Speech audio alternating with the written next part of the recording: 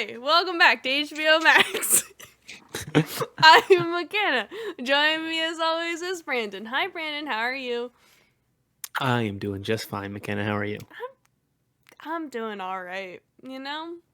Living the life, doing the living, Doing the living. doing the living. It's all I can ask for. Yep, Um, absolutely. how are you enjoying the playoffs of the footballs? It's been a really interesting first round of playoffs for the football, so that's cool. That's It's been fun. enjoyable. I, of course, was at the San Francisco 49ers versus the Seattle Seahawks, fully expecting us to get our asses kicked, and that's exactly what happened. We did briefly hold a lead. We went into the second half with a lead, which was way more than I thought we were going to do. So that's moral victory as far as I'm concerned. That's always good. That's always good. I don't have a hat in the race this year because the Rams are not in the playoffs. Nope. But we'll get them next You're year. not gonna adopt a team? Wait, did the Dolphins win? The Dolphins, no, they Okay. they almost Um, won. They got close. let's do. Who else played yesterday? Uh oh. Ooh, who was the Jaguars? Oh, they did the They beat the thing. Chargers. Yeah, That was fun. they big comeback. I You want to join Matt Batson on the bandwagon there? I might Hop on? because I like their colors. Because that's what I was going to say about the Dolphins. I really like the turquoise and the orange. And Jaguars also have like a turquoise-ish color. So maybe me and Bat Batson will ride into battle on our Jaguars. That sounds dope. Yeah, Trevor Lawrence with his beautiful hair. Yeah, T-Law. T-Law, yeah. And if that doesn't work, I'll switch over to I'll keep with the cat theme. This will be my order. I'll come up with an order next week of I my don't think there are teams. any other cat-themed teams. Bengals, they're tigers, Oh, right? the Bengals. Yeah, they're playing as we're recording this, Oh so we shoot, don't that know is if right. they're Okay, gonna next week still I win will or they're gonna be come through. with a list in order of the Okay. teams I will ride into battle with. My sister just Okay. texted me and said, "I hear you talking about touchdown Jesus." Yes, that is correct, Campbell. We are talking about touchdown Jesus, but yes, I will come and I will give my reasonings. It's very much so similar to that one episode of Cheers where Diane chooses football teams based on like their colors and their mascot. And that's essentially what I'm doing. I know a few people, but like Okay. the colors are where it's at. I won't, as much as I like purple, I will not be rooting for the Ravens. But other than that, who knows? I'll say next week. Who Okay. are you riding into battle with as of right now? I haven't really decided. I do quite like the Bills, and I of course adore the Chiefs as a team. Just Patrick Mahomes, the offense, the brilliance, the way he plays football. He's just, oh my god, he's so fun to watch. So you know, I'll be rolling with the favorites, the good teams. But I do, just because I put it out there, would really, really like to see Tom Brady beat a bunch of teams, because it would just make me look like a genius. I did see on the show that Kurt Warner does. I don't remember what show his show is called. Kurt Warner show. The Kurt Warner show, Warner's Corner. He one of the lower thirds is like, is there a mental hurdle playing against Tom Brady? So, both my father and my sister both said yes. That you gotta tackle that mental hurdle, or excuse me, jump over that hurdle. You don't tackle hurdles. That's Yeah. first rule of hurdling.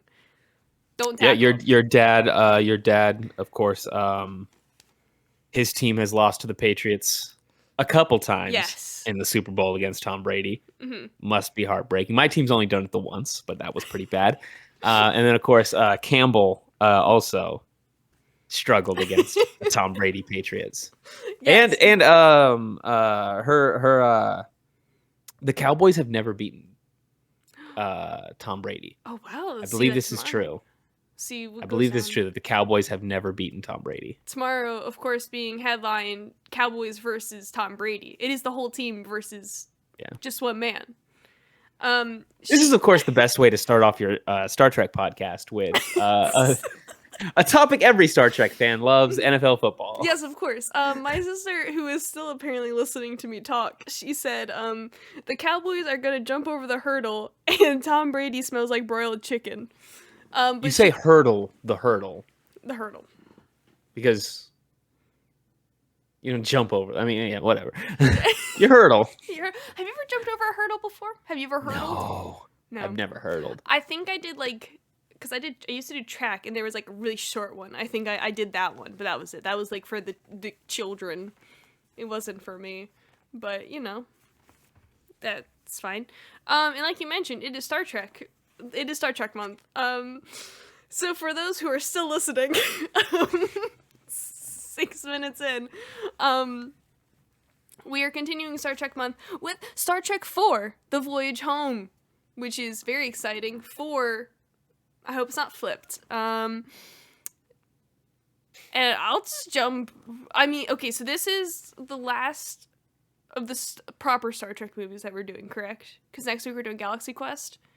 Or did I miss that? Yeah.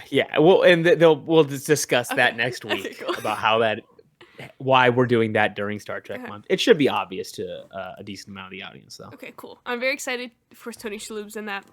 I'll hop right into the facts and figures.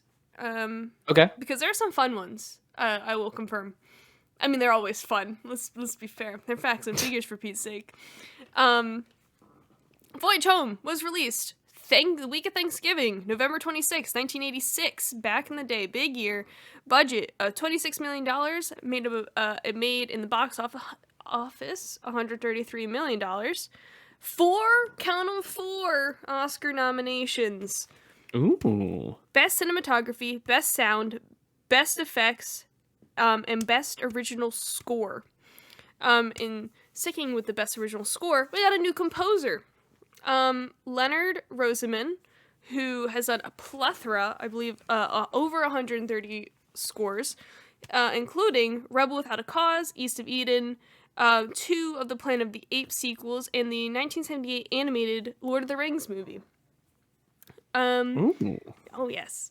In the original script for this film, it included Eddie Murphy, the bird of prey flying over the Super Bowl, and Saavik being pregnant with younger Spock's child.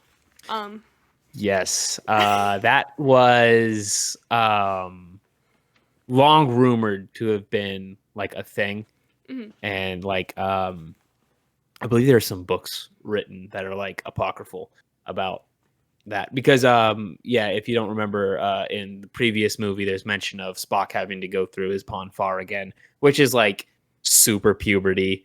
I don't know how else to explain it. And so there was always sort of like a theory that that was a thing, but that never really goes anywhere in the future of Star Trek.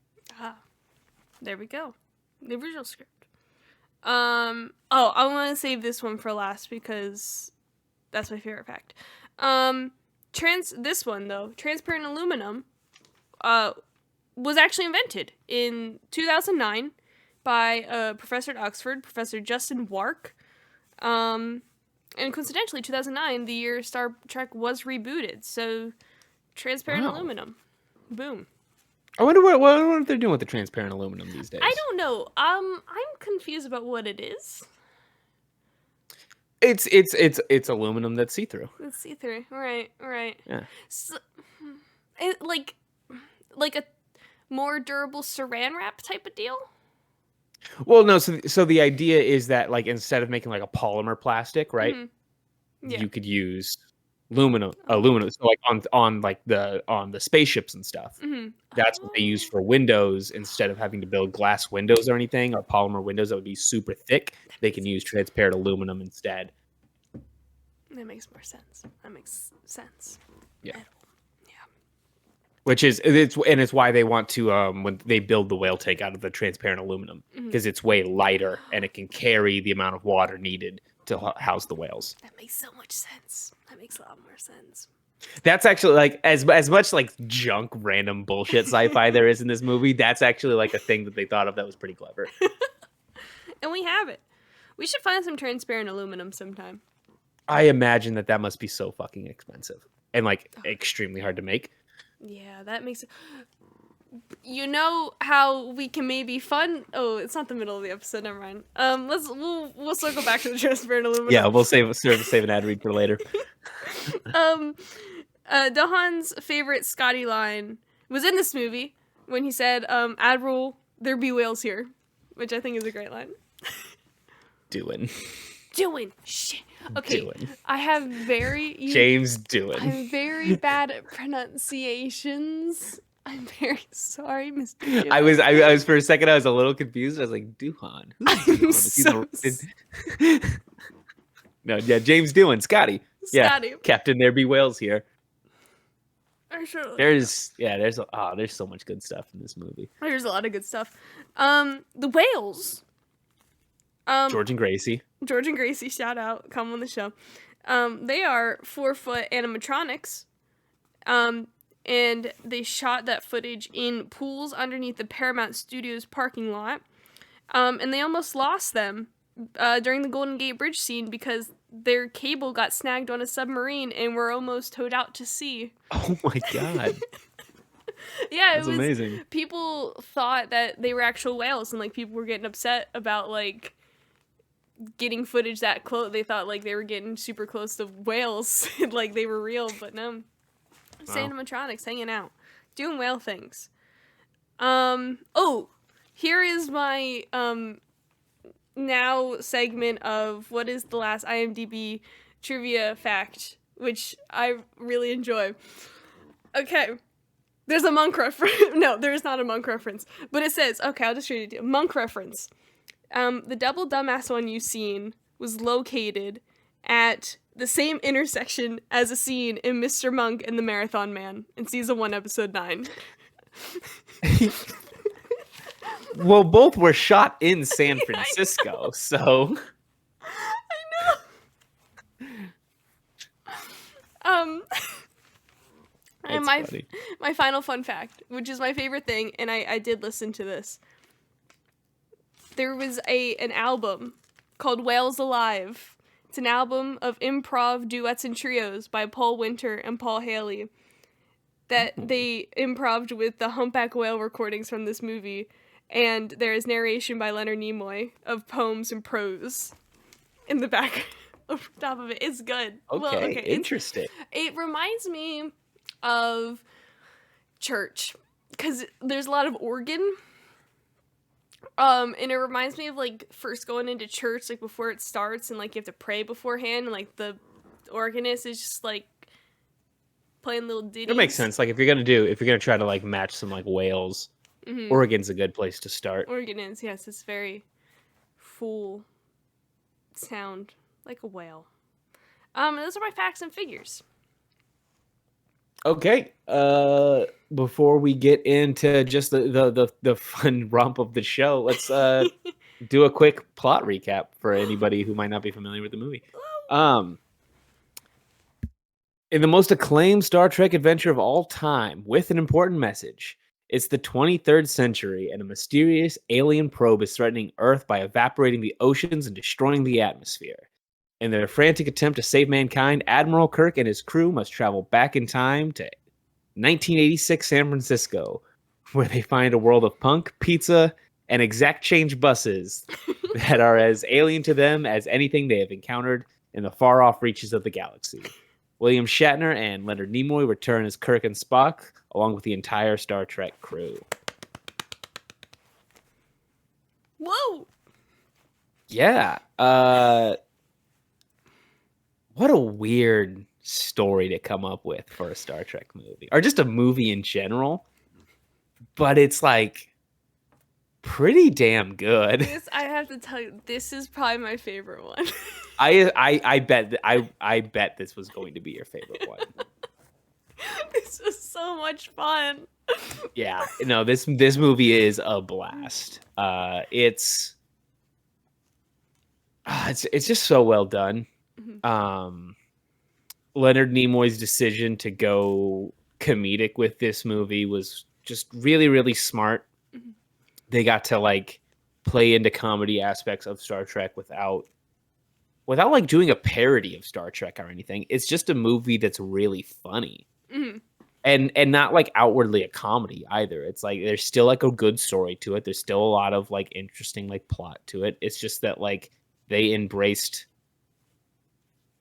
how silly the show could have was when it aired and stuff. Like Mhm.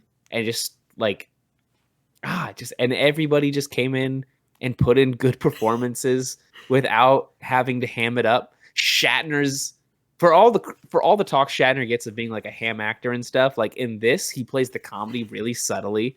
Like the double dumbass on you line is hilarious.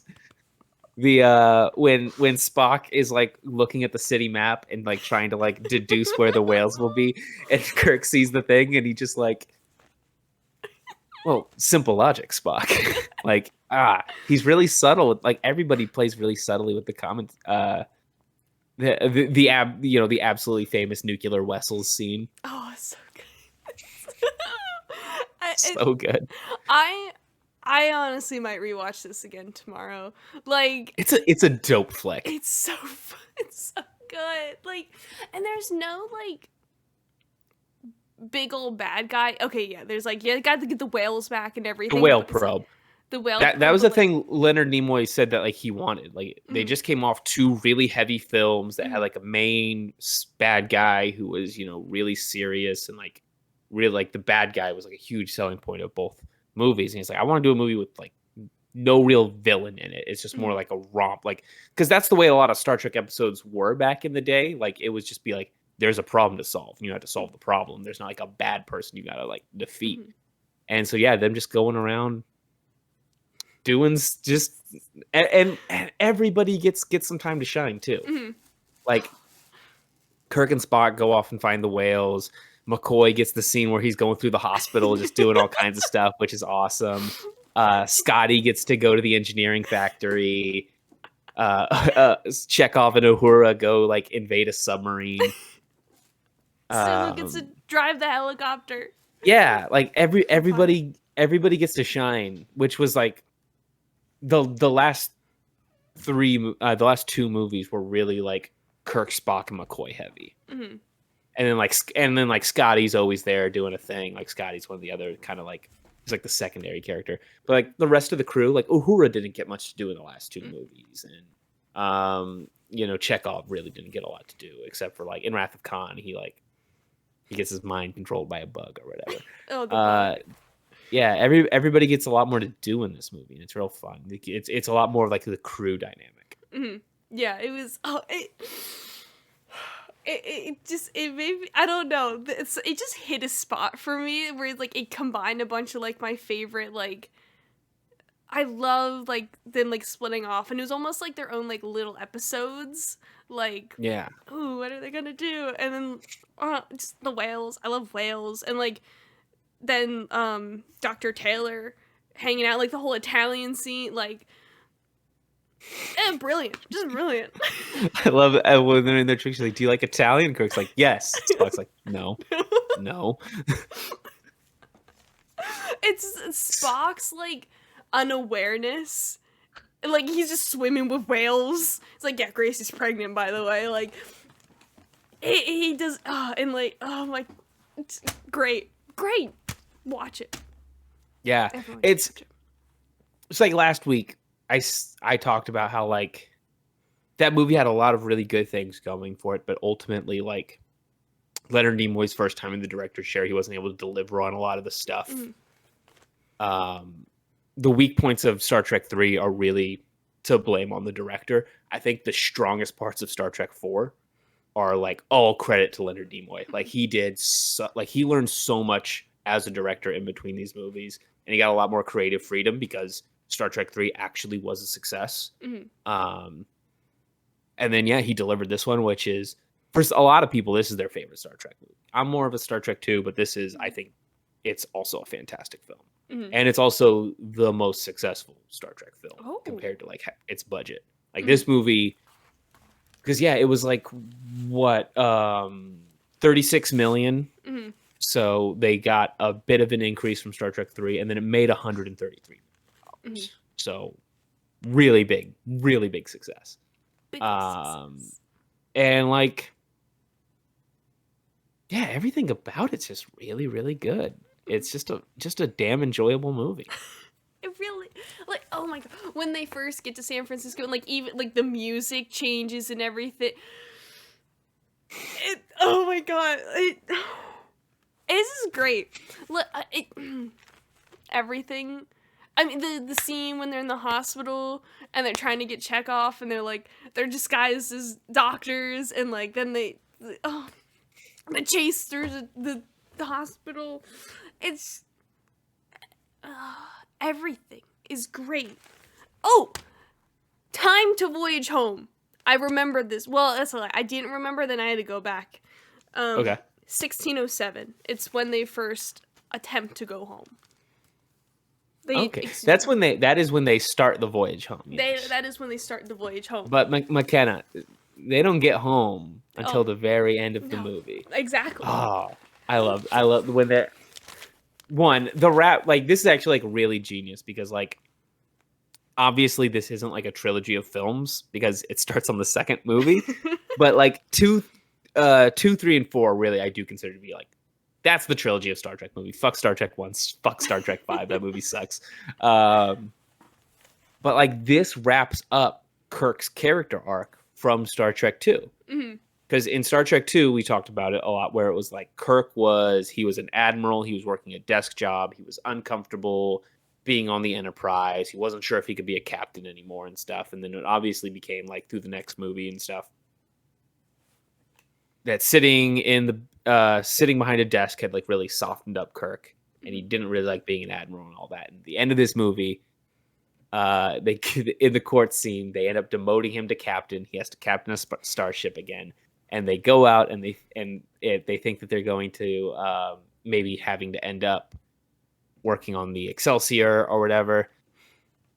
Then the reveal, Makenna, the Enterprise A. There's a new Enterprise. There's a new one. Wow. That made me so happy. I teared up a little bit. I was like, oh my god, it's back. We're back, baby. It's all coming back. It's the Enterprise. Before I liked the scene also. This is gonna be a lot of I liked X, Y, and Z.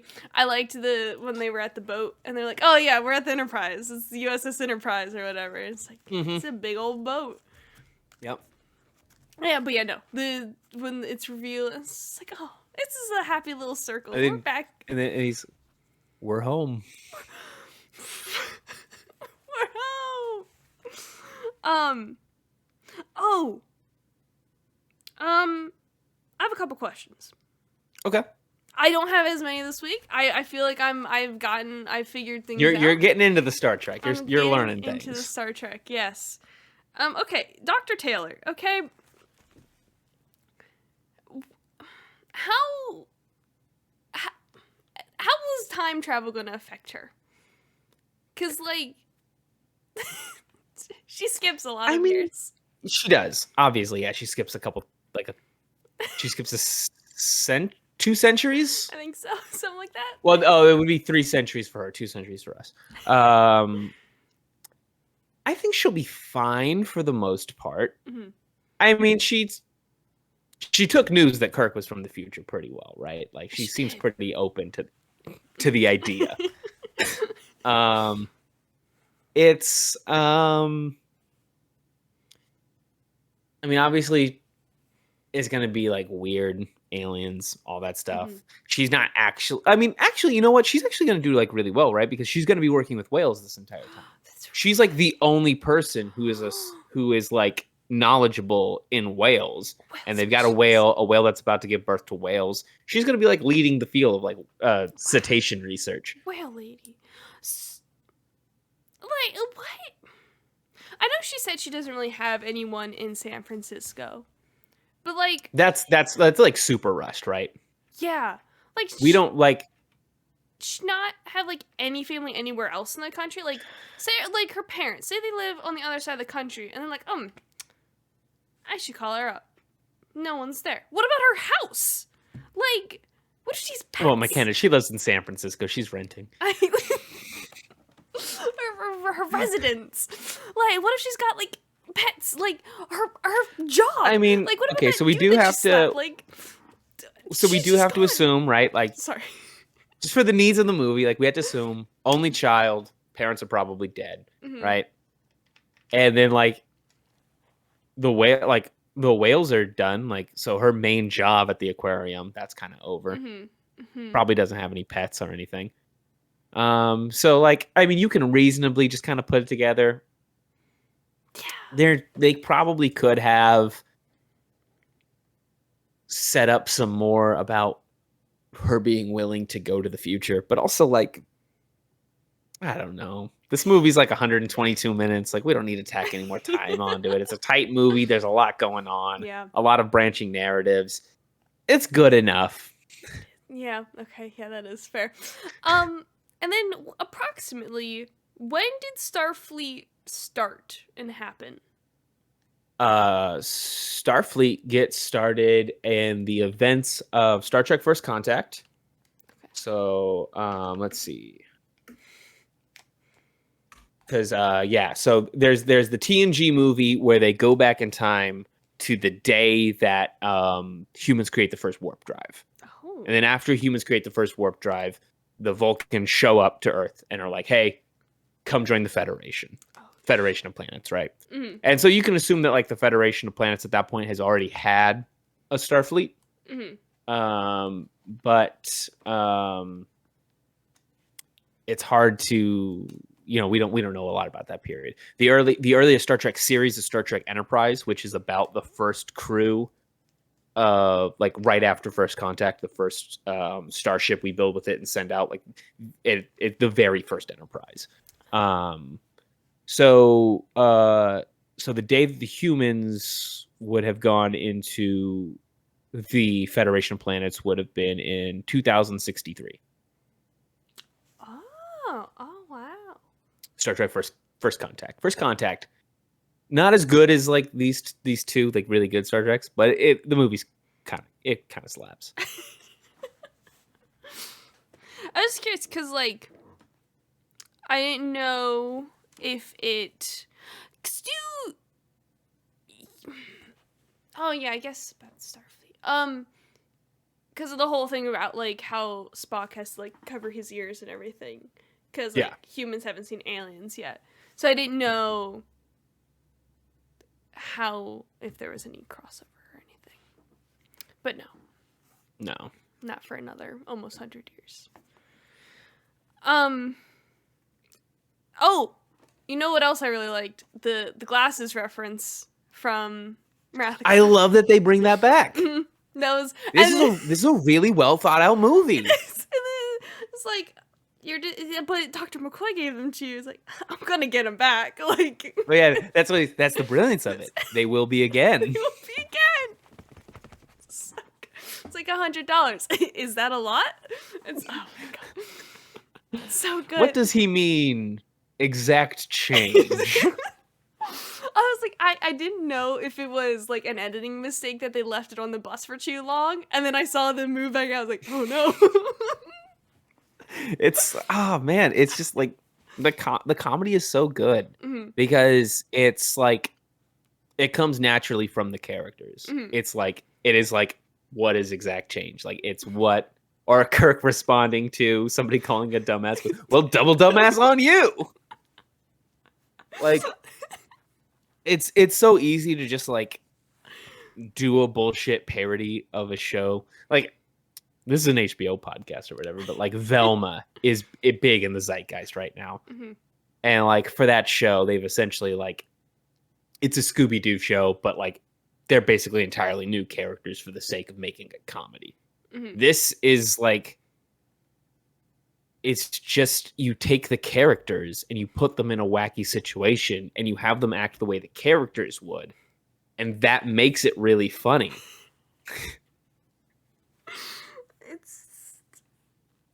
It's a much harder but way more rewarding way to do comedy in a series that is so beloved like Star Trek. Yeah, and like that's the thing, like I wasn't expecting it at first because the last two movies had been a more serious tone, And it's like right when they walked in San Francisco and that music started, I was like, oh, this is And, about to hit and different. like they leave the bird of prey and Kirk. Yeah, everybody remember where we parked.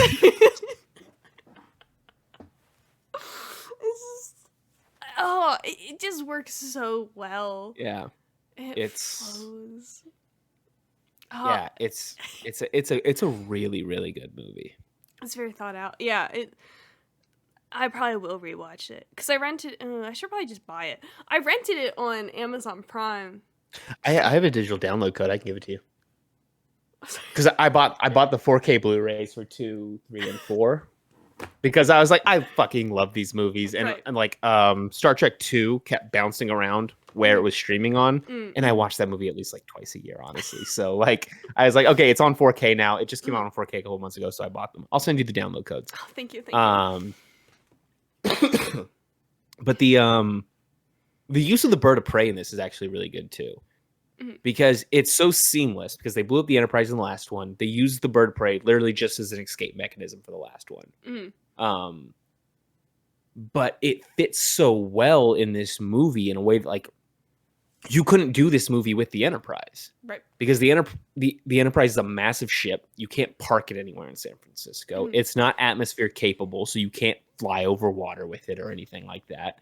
Like, they used the whatever like random tools that they had to make this movie as good as it is. Like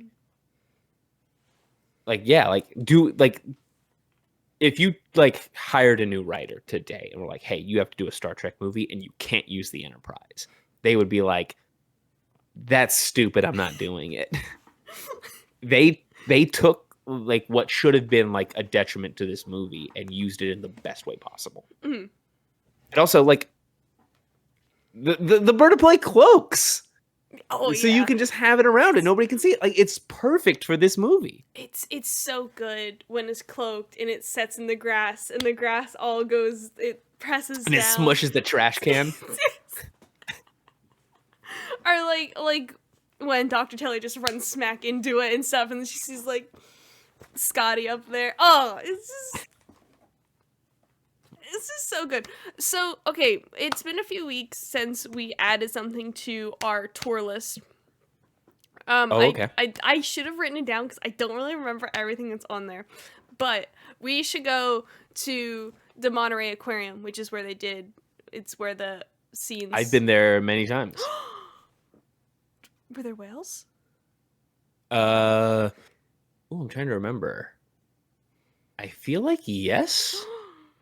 When I was a kid, my aunt worked at the aquarium in Monterey, and so we would go down there on just take trips to go see my aunt, and then we go to the aquarium. Yeah, that's neat. Oh, aquariums are great. But yeah, we should add that to our list because I mean aquariums are great. So I mean, yeah, and honestly, like Monterey is a super dope city too. Ooh. That's nice. It looks very nice just from... Ooh, and our friend Josh Makuka lives right down the road. And I believe, he's in like Carmel or whatever?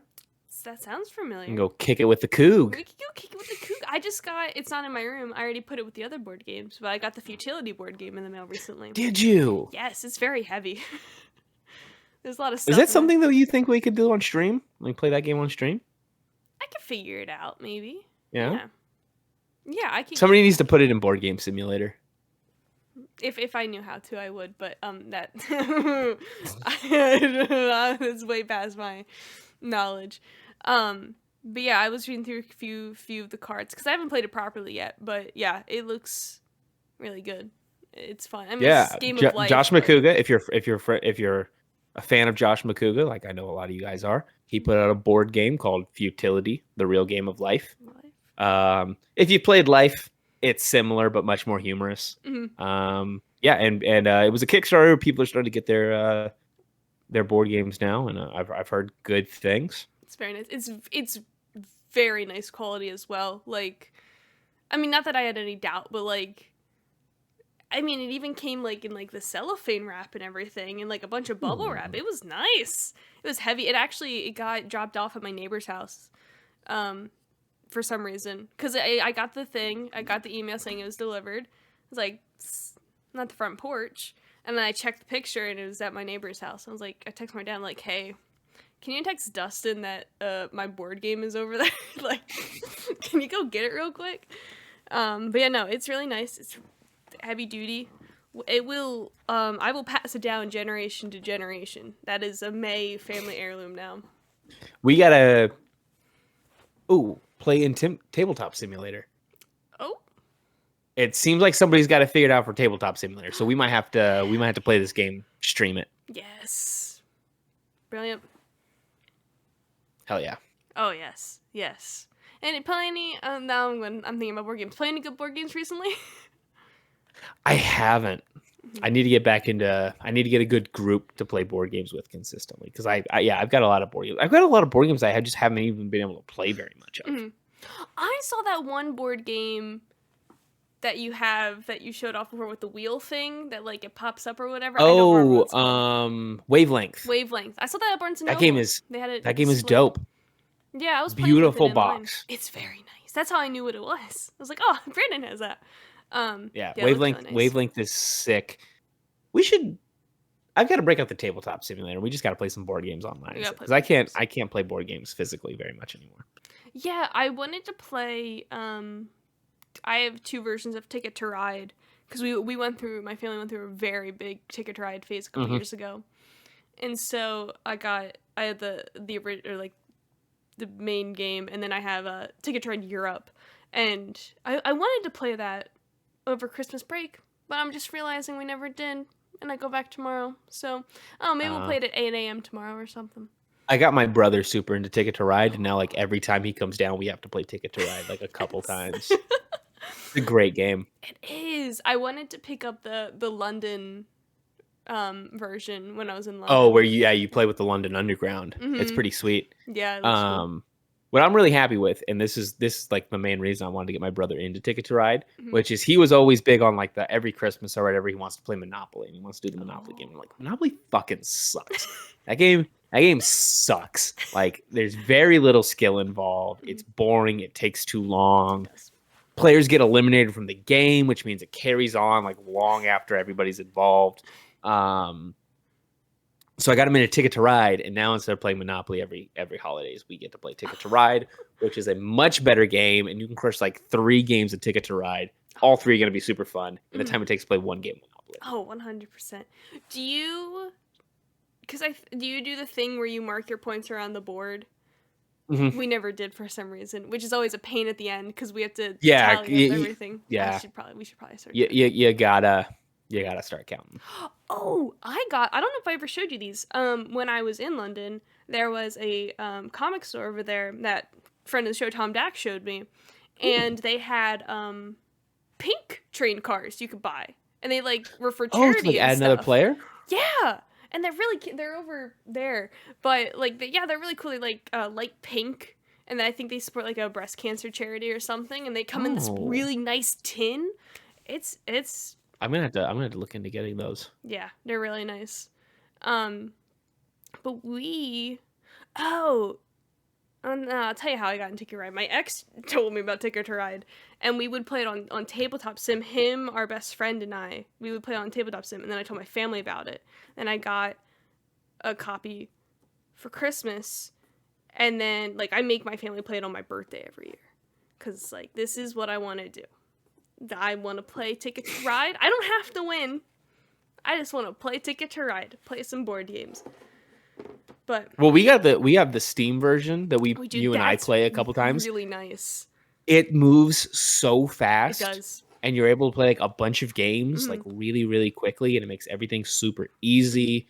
Turns move really quickly. Nobody gets caught up and stuff. Like, you don't have to do the math. I don't know if it's necessarily better, but the digital version is really, really good. So I recommend that people. Yeah. Another digital version of a thing I want to recommend to people, Makenna, is the audiobooks. If you haven't tried audiobooks, again, like I don't know if it's superior to the original version, the physical version, but like it's a really great digital version that you can use.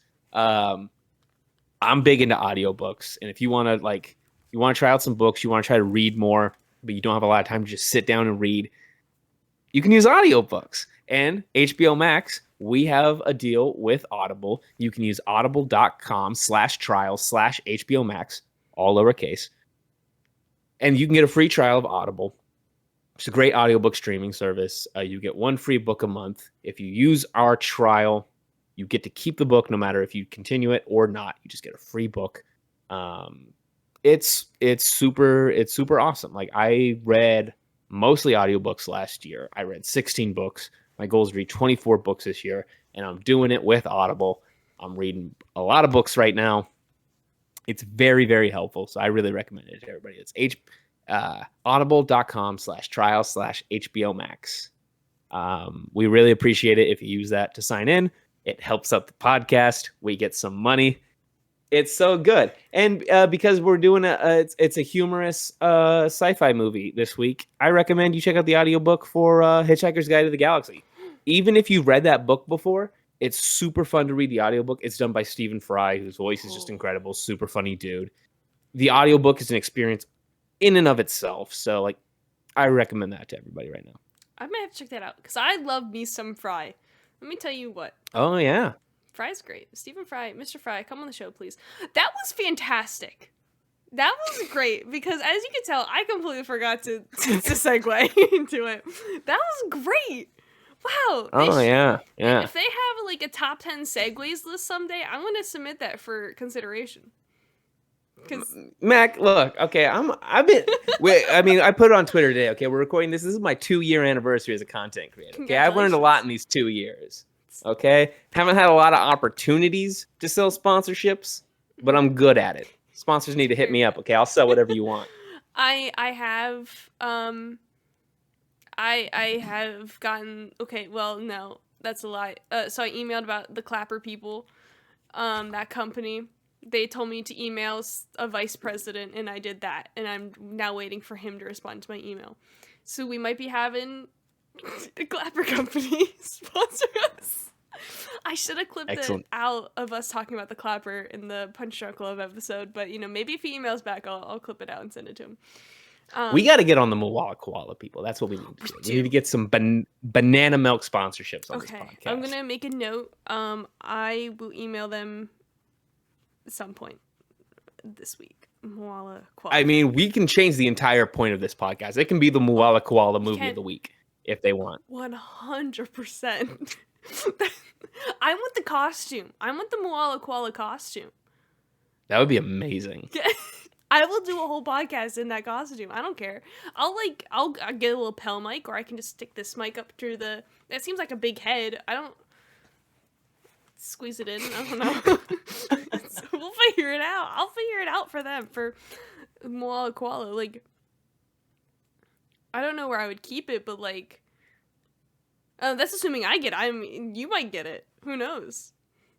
No, they should send it to you. I'm not gonna put it together. It's, if we ever do Cat in the Hat, I might dress up like Cat in the Hat. We have two Cat in the Hat costumes, yeah. I do sort of regret not buying a Starfleet costume for this. I remember you saying about it. There's a couple issues with this. Like, one, I wasn't sure if I was going to be dedicated enough to wear it every single week of this month. And it felt like a real waste if I was only going to do it for the first episode. The other issue with it is the only good quality costumes to find are from TNG.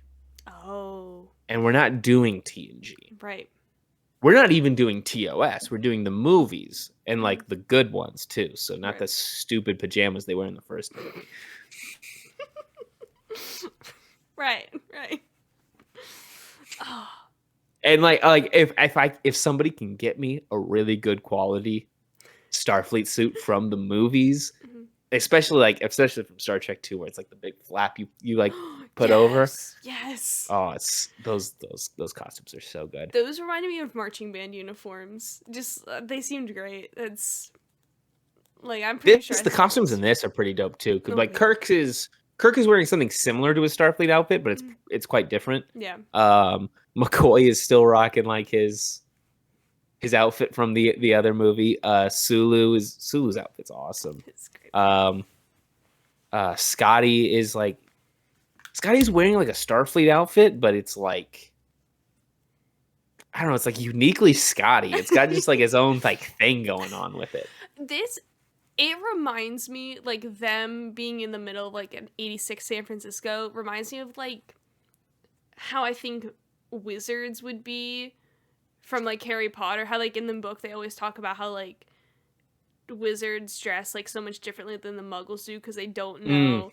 Like, this is how I imagine Yeah, it. yeah. Like, they're wearing what they think is normal, but it's, like, however many years in the future to, like, the 80s. Oh, the 80s. What a time. But yeah, that's what I thought of when they were just among everyone. It's like, this must be what it was like. This is what it was like in the books. Harry Potter. But Ooh, you know what's another thing? Like you probably won't get a lot of mileage out of this, but just for the people listening at home, there were a couple like really cool cameos in this movie. ooh. So like one is Grace Lee Whitney shows back up as in the original Star Trek series. She was in like a few episodes, like I think 8 episodes as Ensign Rand. She's in a couple, and she's in like a couple like really iconic characters, like the one where like Kirk gets split into 2 people. And there's an evil Kirk, and then there's like a weak Kirk, and I think that's like the first episode Rand shows up in. In this, she's like she shows up during the court scenes as like a Starfleet captain. Mm-hmm. So it's just like a yo, by the way, this character is still here, and like her career has progressed a lot in between the TV show and this. And then another cool cameo. He's not a cameo in this movie. He's a cameo in another movie. The punk that Spock does the Vulcan nerve pinch on, knocks him out. Famous scene in this movie. That guy cameos as pretty much the same character in another movie. You know what that movie is, Makenna? I read this, but I don't remember. Spider-Man Homecoming. Oh, that's not what I was thinking of. Oh, wait. Really? In maybe my favorite scene in the history of the MCU, McKenna. The beginning of Spider-Man Homecoming. The dude who tells Spider-Man to do a flip. Yeah. He's standing next to it's literally you pull up if you pull up the scene, like you can even just search for like Star Trek Homecoming, Star Trek. I'm sure this will come up. You can see a punk holding up the exact same boombox. It's the same actor playing the same character. It's a great Easter egg. Wow. Fun fact about that dude, he's a producer. Mm-hmm. He was super cool. Wow.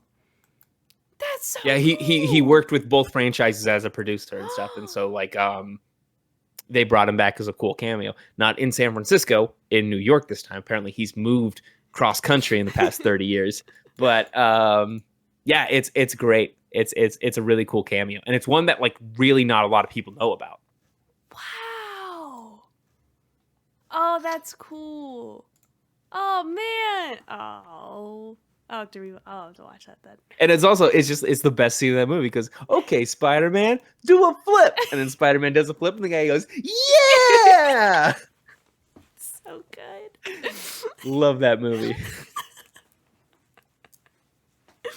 It's great. It's the only Spider-Man movie I've seen. Well, out of those 3, I've seen Amazing Spider-Man 2 and that one. I haven't seen the other ones yet. Someday. I stopped. So you've seen maybe the worst Spider-Man movie and the best Spider-Man movie. Yes, I have. It's the best Spider-Man movie in my opinion. I know that's a contentious topic.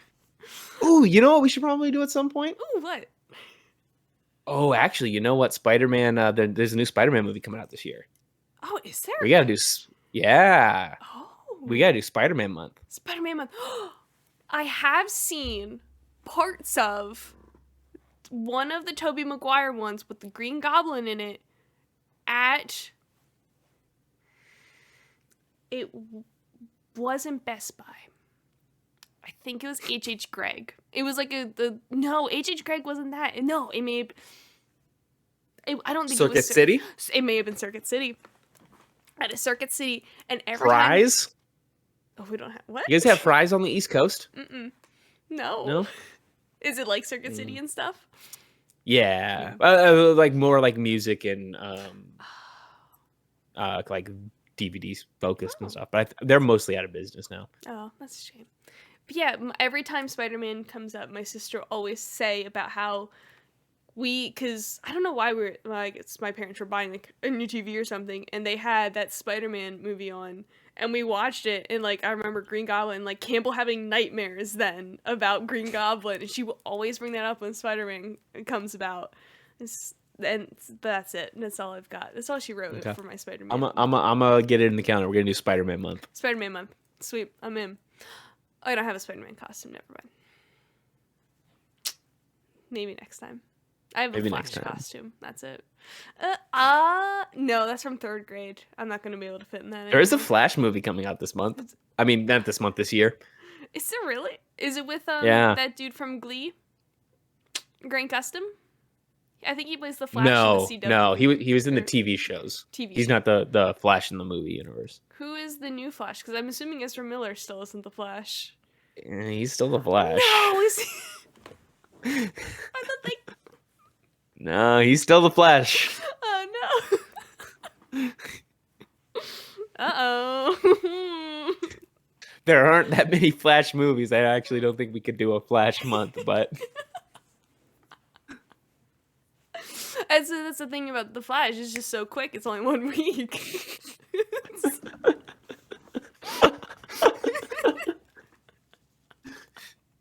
Good job. Thank you. Good job. That's all I know about the Flash. He runs fast. He's like that SpongeBob. You know what one of my favorite SpongeBob episodes is? The one where they get superpowers? Yeah. You want to see me run to that rock? You want to see me do it again? That's one of my favorite episodes. Before I could read, I could identify which episode it was just from the opening title. It was just the colors. That's a great episode. It's really good. Just do a SpongeBob month where we just watch a bunch of SpongeBob. There are, 2 SpongeBob movies? I think so. The good one, and then the one that came out in 2015. I never saw that one. I saw it in theaters. I don't remember anything about it. I remember. I don't. So I was in 6th or 7th grade when the SpongeBob movie came out. Ooh, okay. I remember that being a huge deal, especially like the because like it didn't go to theaters, right? It was like a direct to DVD release. I think so, yeah. Yeah. It was a huge deal. Watched it at school. Oh, what? Yeah. Well, and we had like the after school program and whatnot because both my parents like they worked jobs and whatnot, so like we had to go to a place to hang out after school, right? We were kids. So yeah, we would go to the after school program or whatever, and yeah, like it was like a huge deal when that movie came out. Watched it in the yeah. That's awesome. I think it was just on recently. It was on when I was in Atlanta because I remember I was supposed to be editing, but I just watched the SpongeBob movie instead. I think that was the first time I learned who David Hasselhoff was. I was just gonna say. I think that's because I remember like hearing about Baywatch, like, oh, that's the dude from the SpongeBob movie. That's what made him famous. SpongeBob movie. Because I remember like then seeing like the pictures of like the double of him from the water in the water. That movie makes me cry every time at the end. But yeah, it's really. It does. Yeah, of course. When they're all getting dried up and then their tears make a heart. It's so sad. Now, and then that am I remembering this right? That movie ends with the song Ocean Man by Ween.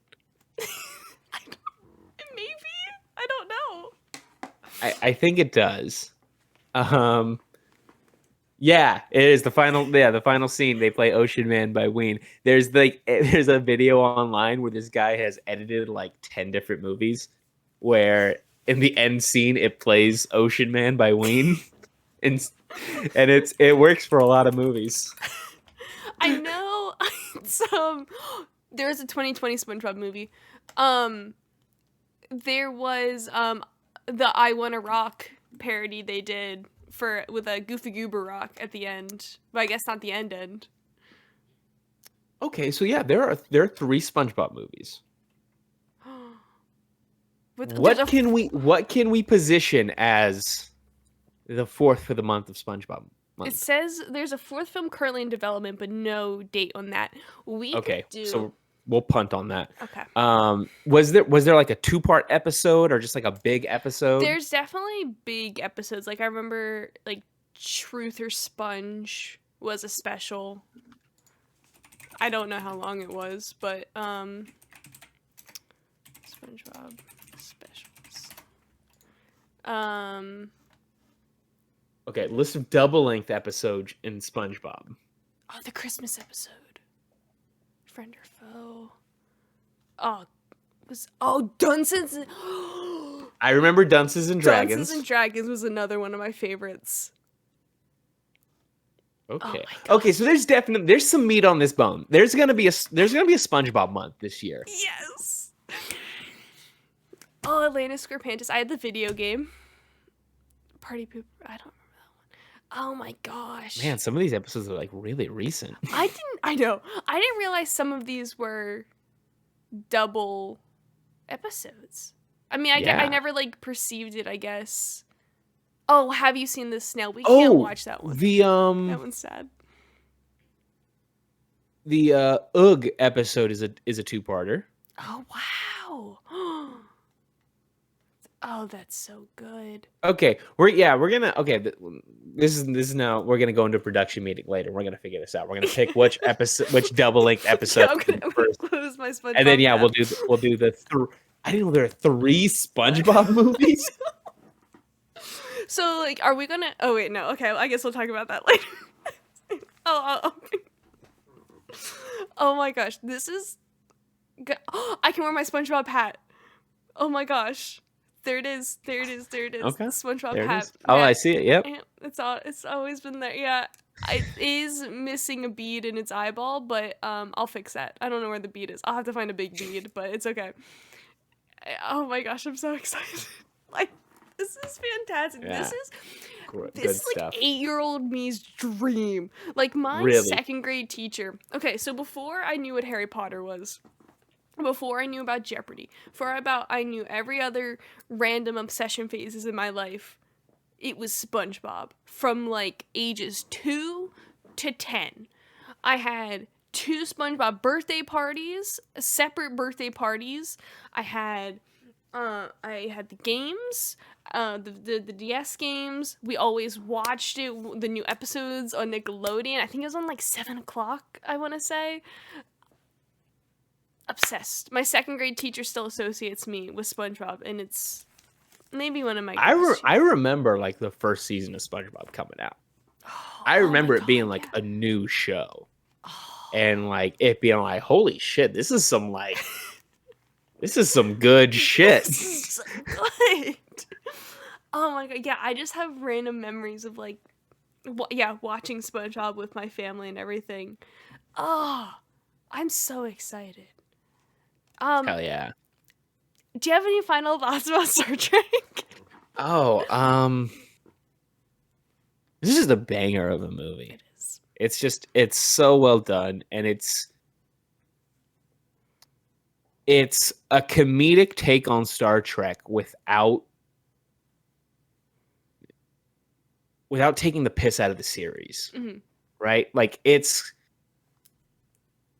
a funny version of Star Trek, but it's also like really loving with the material, and it's really like respectful of what the series was, because it was made by the people who made the series and whatnot. Mm-hmm. And like, yeah, like it would have been really, really easy to do comedy Star Trek and just be like, isn't Star Trek so fucking dumb? Like, look at like how cheesy the sets are. Look at, how terrible William Shatner is at acting and all that stuff. And they did none of those jokes. Mm-hmm. Everything is just like letting the actors just do good acting and be funny. And it works so well. And like, and then, yeah, it even hits really good, like emotional beats at the end when like the crew's all back together and they're back on the Enterprise. And it's just like, you just feel good at the end of the movie. Like you don't, it's a very, very loving look at a series that like is really important to the history of pop culture and stuff. So I love it for that. Fantastic fucking movie. Yeah. Felt like a hug. I don't know. It was very. I don't know. It just felt warm. It felt nice. So it was No, like, yeah, I agree. I know exactly what you mean. And yeah, it feels like, hey, like we've had 2 Star Trek movies that were like really deep, really, dark at times. A lot of characters you love died. The Enterprise blew up and stuff. This one is just like I'm gonna save some it's the show whales. you love, but it's just gonna be fun. We're gonna save the whales. It's gonna be a real fun romp. Everybody's gonna be having a good time. It was great. It was great. Um, yeah. I don't. It was what everyone should watch it. Yeah. Um, We're not going to do Star Trek 6, but I do recommend that people go watch Star Trek 6. Skip 5. 5 is really fucking bad. Yeah, Leonard Nimoy directed the last 2 Star Trek movies. Shatner decided he wanted to direct one. And they didn't get the budget that they wanted, and that did really harm parts of it. But there's also just like, there's a lot, like William Shatner did a bad job. oh. Like they asked for like more a more humorous take on Star Trek, the way the 4 was. They wanted another 4 basically. Mm-hmm. And Shatner wanted to tell a really big epic story, and it did not lead well to comedy. The comedy beats in it fall very, very flat. Oh no. And the whole movie is a mess. But Nick Meyer, the guy who wrote Star Trek 2, returned for 6. Oh. And the script is great. It's another serious take on Star Trek. It feels a lot like Star Trek 2. There's another really good villain in it. And that movie's just a banger of a movie. So I do recommend you should go check out Star Trek 6, Makenna. I bet you like it. Okay, I will. Yes. This is not the end of the road for my Star Trek journey. I can confirm that. Yeah, maybe that's my next obsession. Who knows? It has been so far for the last 3 weeks. We talked about it. There's only like 3 seasons of Star Trek, the original series. Like you could get through that pretty quick. I finished there's like 6 seasons of, okay, to be fair, they're only like 4 episodes long. 6 seasons of Gadget Man on Amazon Prime, and I got through those in like 2 days. I can pump out television shows like nobody's business. Let me tell you what. I quite like TOS. I know a lot of people think it's cheesy and whatnot, but like, you're going back and watching fucking MASH and shit. So I bet you love TOS. I think it's such a good show. All right, you can tell me with that. And then yeah, like TNG. I think the first season of TNG fucking blows, but it gets pretty good after that. The heights of TNG are really, really strong. DS9's a banger of a TV show. Star Trek's good. Shout out to Star Trek. Yeah. Which is, of course, why we're finishing Star Trek month by not watching a Star Trek movie. Of course. Yeah, that's how it works, you know? And to keep up with that of Star Trek month and the subsequent theme months and when SpongeBob month will happen, you can follow us on Twitter at HBO Max, HBO MAKS. You can subscribe here, hit the bell, like the video and the other videos, review on the podcast platform, so you can comment. Which should they comment this week?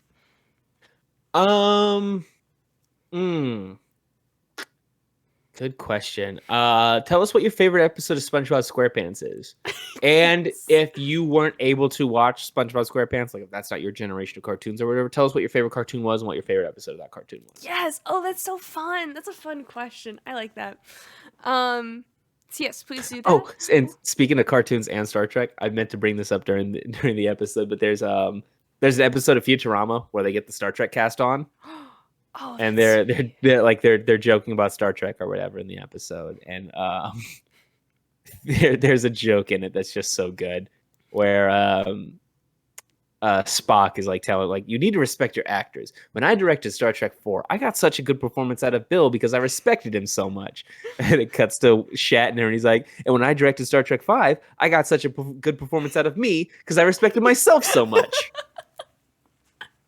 That's fantastic. Futurama's great. I gotta watch Futurama. Yeah, that's fantastic. Please review the show 5 stars if you want, please. That'd be nice, but I mean, you don't have to lie. Tell a friend about it. Tell a friend about the show. Yes. Tell a Let them friend. know. If you're at HBO a Max, they're doing good stuff over there. if you're at a football game and you happen to be maybe on camera, you should have a sign. This is HBO Max on it. Yeah, do that. Do that. But yes, thank you for watching. Live long. Oh God, I messed it up. Live long and prosper.